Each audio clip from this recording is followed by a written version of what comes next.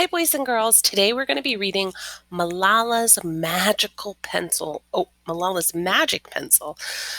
It is written by Malala Yousafzai, and she is actually a Nobel Peace Prize winner. Do you believe in magic? When I was younger, I used to watch a TV show about a boy who had a magic pencil. If he was hungry, he drew a bowl of curry, and it appeared. If he and his friends were in danger, he drew a police officer. The boy was a little hero, always protecting people who needed help. How I wanted a magic pencil too. If I had a magic pencil, I would use it to put a lock on my door so my brothers couldn't bother me. Stop time so I could sleep an extra hour every morning. That would be nice. Erase the smell of the trash dump near our house. I would use it to make other people happy. I would draw the most beautiful dresses in the world for my mother, the best buildings in the valley for my father, so he could open many schools where children would study for free. A proper ball so my brothers and I no longer had to play with the old sock stuffed with rubbish.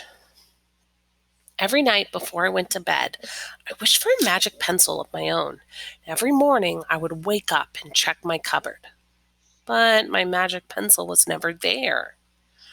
One day I was throwing away potato peels and eggshells at the dump. I was wrinkling my nose and swatting away flies and making sure I didn't step on anything dirty in my nice shoes when I saw a girl about my age sorting trash into piles. Nearby, boys were fishing for metal scraps using magnets on strings. When my father returned home from work, I told him what I'd seen. It made him sad.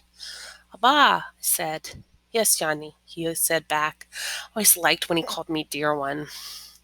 Why haven't I seen that girl in my class? Because, he said. But he didn't finish it right away. Because, Yanni, in our country, not everyone sends their daughters to school. And some children must work to support their family. Those boys will sell the metal scraps they find. If they went to school, their families would go hungry. School was my favorite place, but I had never considered myself lucky to be able to go. My father had always said Malala would live free as a bird.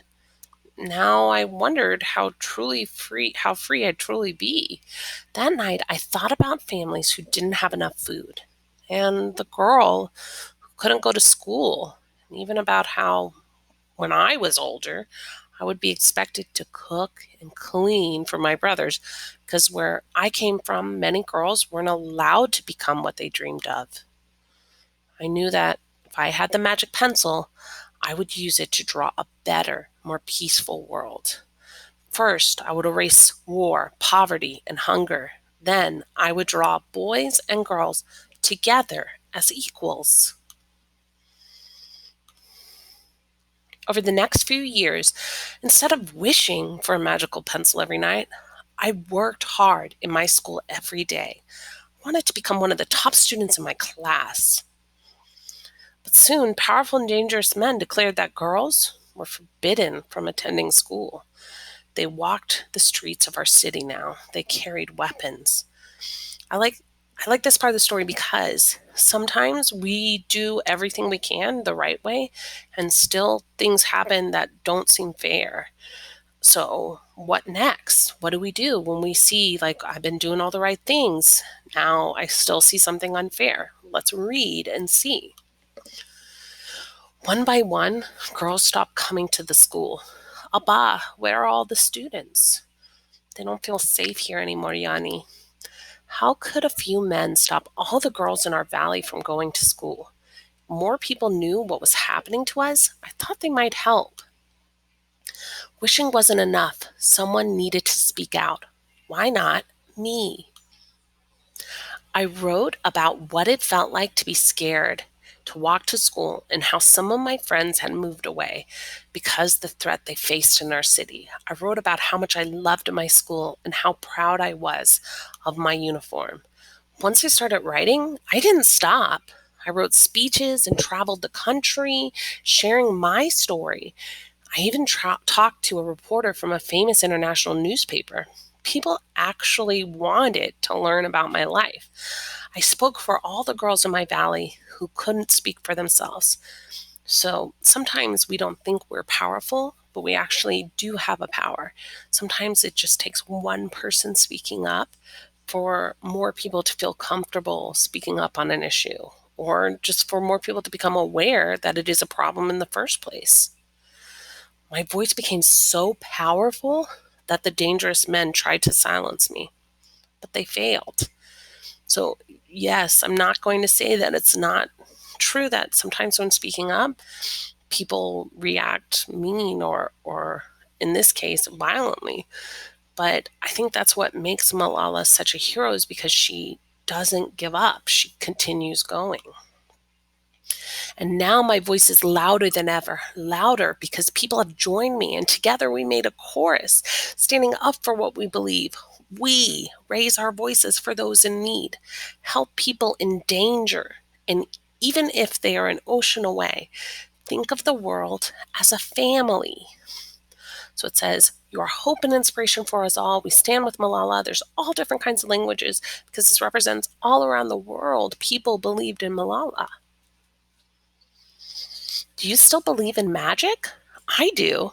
I wrote alone in my room, but people all over the world were reading my story. Millions now know it and help me spread my message of hope.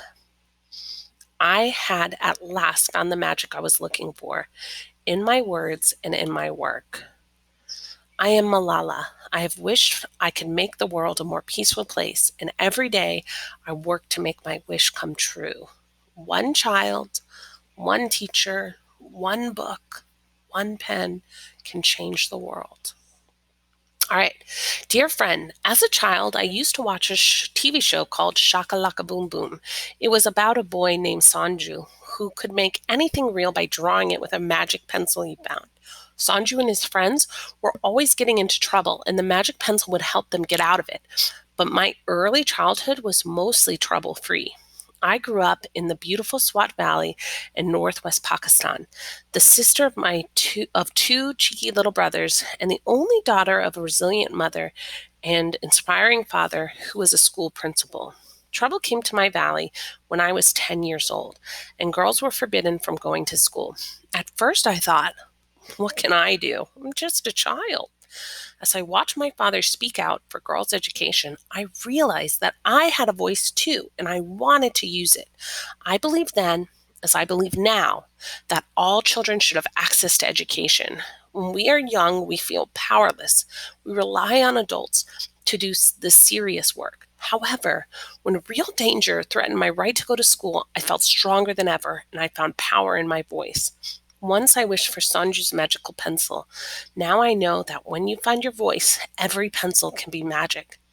I hope that my story inspires you to find the magic in your own life and to always speak up for what you believe in. Magic is everywhere in the world. In knowledge, beauty, love, peace, the magic is in you and in your words and in your voice. Malala. Okay, so my challenge to you is find something in your world. She found injustice where she was, and it was personal, and she made changes so that she could affect the world. The sad thing is there's injustice everywhere. So when you see something that you know and feel in your heart is wrong, it's important to speak up for it and to get other people to do the right thing. Let's read more about Malala. Malala Yousafzai first came to the public attention by writing for the BBC Urdu about her life under the Taliban under the pen name Gul Makai. The Taliban had forbidden girls in her region from going to school. Soon she began to speak publicly about girls' education in her community. In October 2012, Malala was targeted by the Taliban and attacked as she was returning home from school. She miraculously survived. Malala and her family now live in Birmingham, England, and she travels the world speaking about the importance of education for all. In 2013, she started the Malala Fund, which has since opened schools for girls in Pakistan, as well as Lebanon and Jordan for Syrian refugees. Of the over 130 million girls who are out of school, many are refugees. In recognition for her courage and advocacy, Malala was honored with the National Youth Peace Prize in Pakistan in 2011 and won both the International Children's Peace Prize and the Amnesty International Ambassador of Conscience Award in 2013. In 2014, she became the youngest ever recipient of the Nobel Peace Prize, shared with Indian children's activist Kailash Satyarthi in 2017. Malala became the youngest ever UN Messenger of Peace with a special focus on girls' education. And then this is Malala as a young child with her school trophies and then with her family in Birmingham, England. Okay, I hope you enjoyed the book today. Again, I challenge you to speak up for injustice when you see it, and I hope that this inspires you to make the world a more peaceful place. In addition, I also wanted to wish you a great weekend, and I hope to see you again soon. All right. Have a great day, boys and girls.